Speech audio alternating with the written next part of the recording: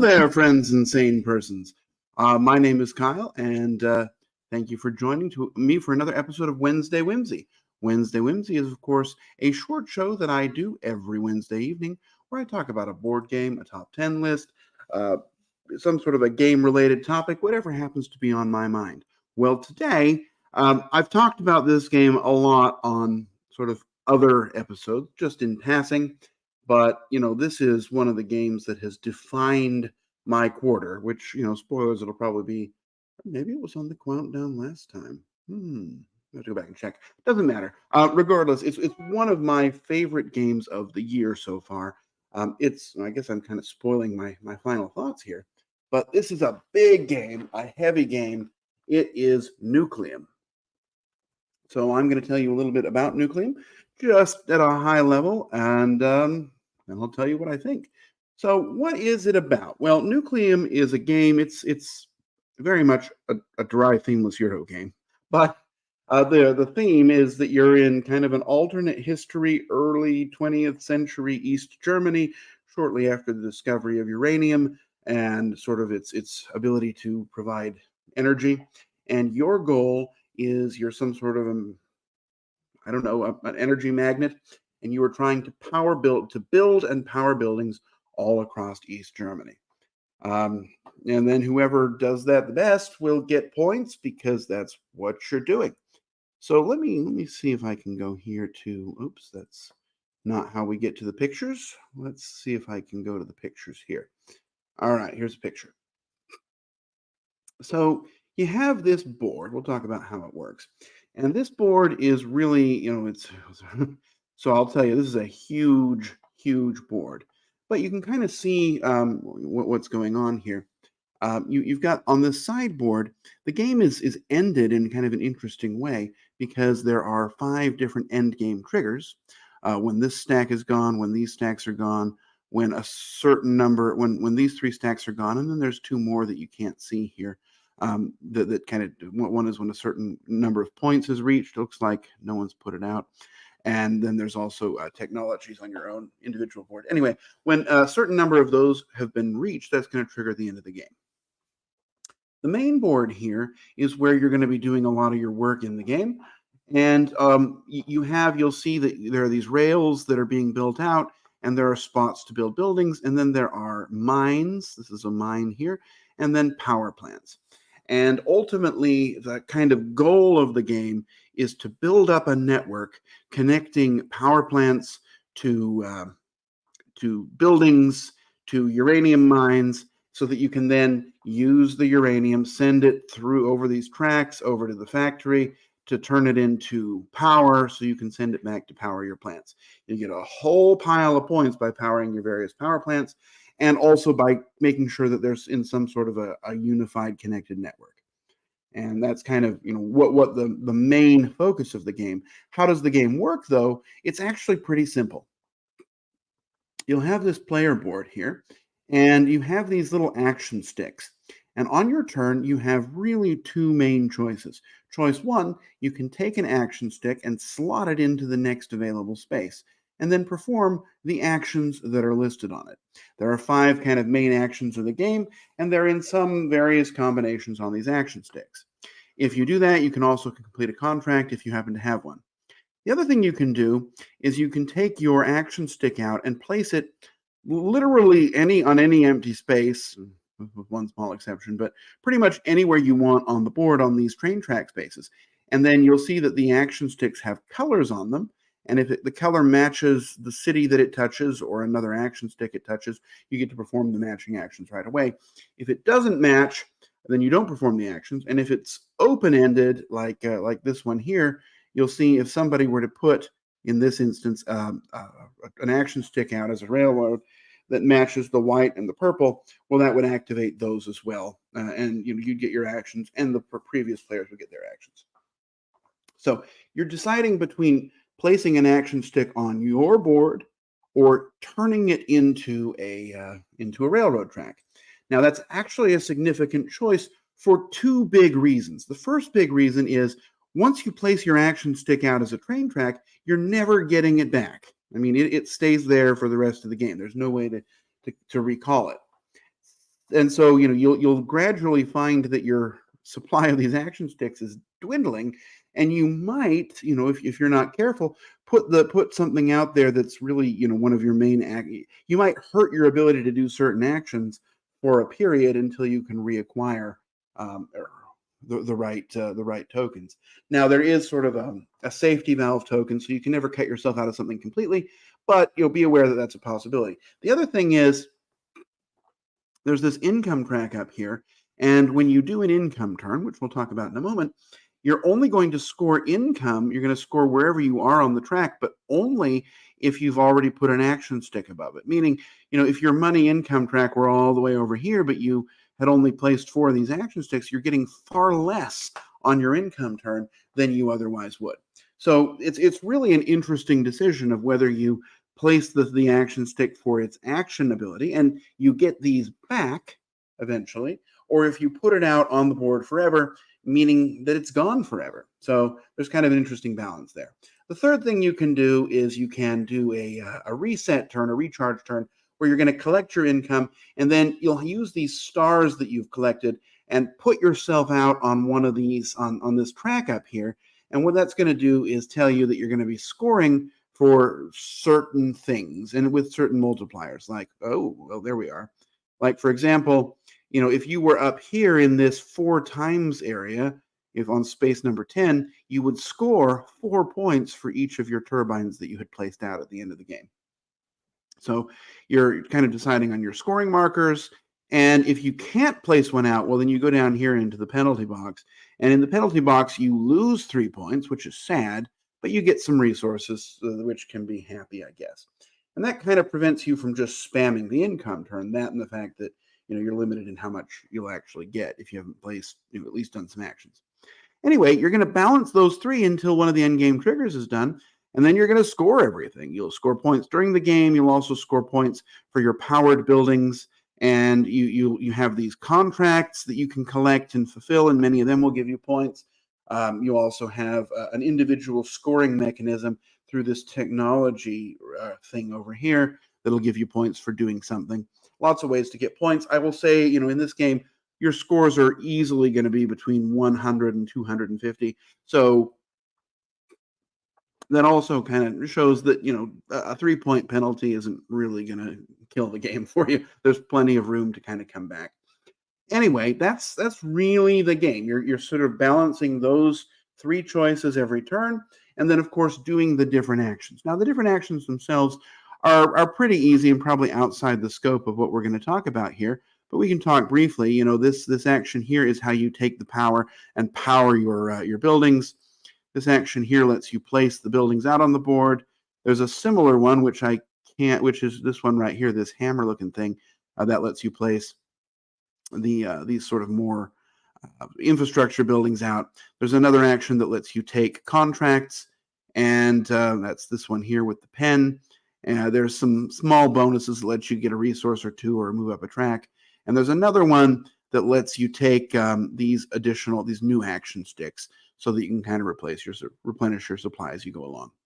Anyway, you're going to do that for an hour or 2, and then you'll see who wins. So let's talk about now, what makes the game so special. Well, I've already talked about a few things, and let me just close this here.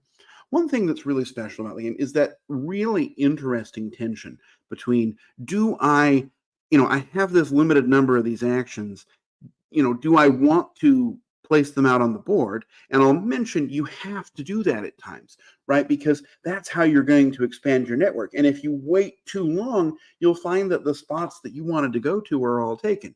So you can really go anywhere you want early in the game and do an action. You can have some great surprise turns where you just say, no one expects the Spanish Inquisition, and build something where someone wasn't expecting you to do it.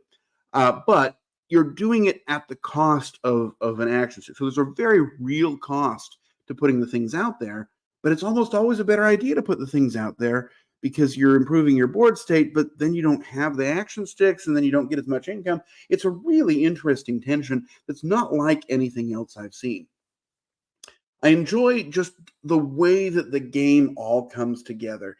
It's one of those games where you kind of feel the different gears clicking together and pushing everything toward a satisfying conclusion.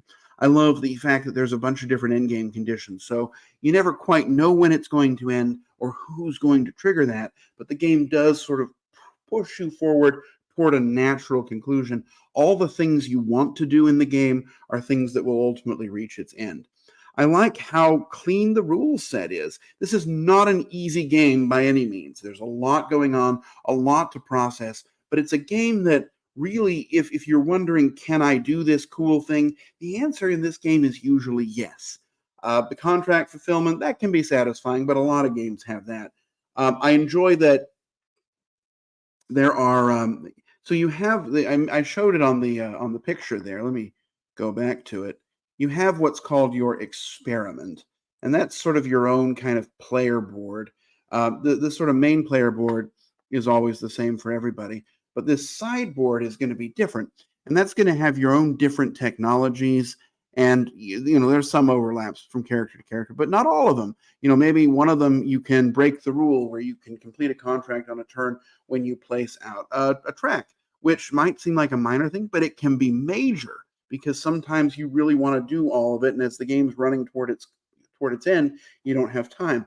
So, there's things like that where each character is different enough, and what's really great here, and I won't be able to find a picture of it, but the game comes with fantastic player aids. I know these days it's kind of it's kind of the thing not to make player aids in games that definitely need them, but the player aids in this game are top notch. They explain all of the actions in wonderful detail, and then on the back it will tell you exactly what each of your 8 technologies do. There's no guess about this one and look it up over here. It's just really well designed for that.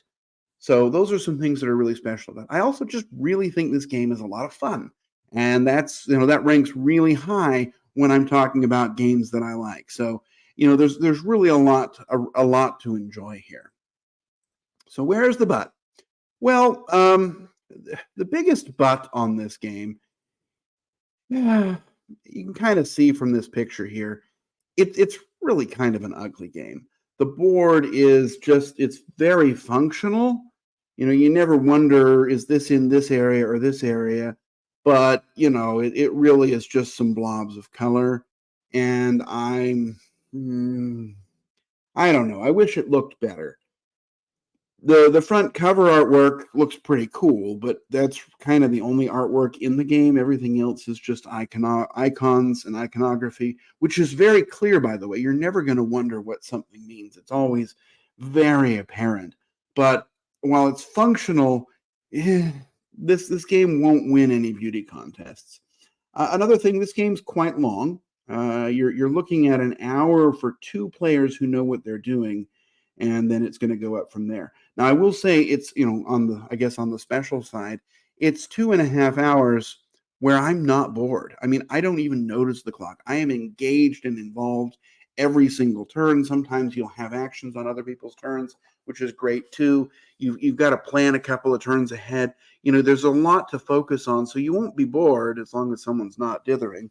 Uh, but it is kind of a long game. And then also the game is an enormous game. I mean, in terms of table space, I have an enormous table and I can fit this game on the table, but I think I will be the exception and not the rule. This takes up so much space. You're going to find a hard time with where to keep it. Now, I mean, it's because the game has a huge board and it has these huge player boards, which are very functional and really do a great job, but it just takes up so much space. And then also, while I said the rules are kind of clear and well explained, it's a complicated game. This is not for the faint of heart. So there you have it. A couple of negatives. None of them is a killer for this game because my final rating on this game is a 10 out of 10. I mean, at the Dice Tower Retreat, I played this again and again and again. I played it once and I was like, oh, I just can't stop thinking about that game. I want to play it again. And so I would set it up and play it again. And because it was new, everyone wanted to play it with me. So it wasn't like I was annoying people to play it again. But I must have played it 13, 14 times at the Dice Tower Retreat. And it was fantastic. I just loved every play. I need to try the solo. I kind of messed with it, but didn't give it the full shot. But I will say I love this game at 2. At 2, it's tight, and you're also, it kind of feels like it's always your turn. So you've only got one person to mess with, one person to mess with you, and you're always kind of it's never too far between when that time when you get to do something. So I will say this is not a game I will recommend to everyone.